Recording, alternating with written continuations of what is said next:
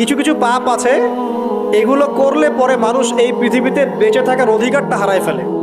যেমন কোনো বিবাহিত ব্যক্তি যদি জেনা করে, নাউজুবিল্লাহ,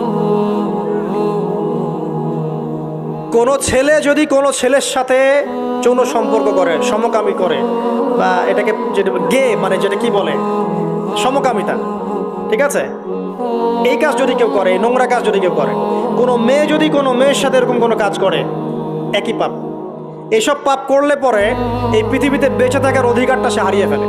কথা কি বুঝতে পারছেন? আচ্ছা, তখন শাস্তি হচ্ছে আল্লাহ রাব্বুল আলামিন পাথর নিক্ষেপ করে হত্যা করতে বলেছেন। কারণ হচ্ছে সে এত গর্হিত একটা কাজ করেছে যেটা এই শাস্তি পাওয়ার সম্পূর্ণ যোগ্য। ভাই আপনাদের জন্য কষ্ট করে ইসলামিক ভিডিও বানাই ভাই, আমাদের এই ভিডিওতে একটা লাইক দিবেন, আমাদের চ্যানেলটাকে ভাই সাবস্ক্রাইব করে আমাদের পাশে থাকবেন। ভিডিও না দেখেন তাতে কোনো দুঃখ নাই ভাই, আমাদের চ্যানেলটাকে একটা সাবস্ক্রাইব করে দেবেন ভাই, এটি আপনার কাছে অনুরোধ ভাই, প্লিজ ভাই আমাদের চ্যানেলটাকে একটা সাবস্ক্রাইব করে দেবেন।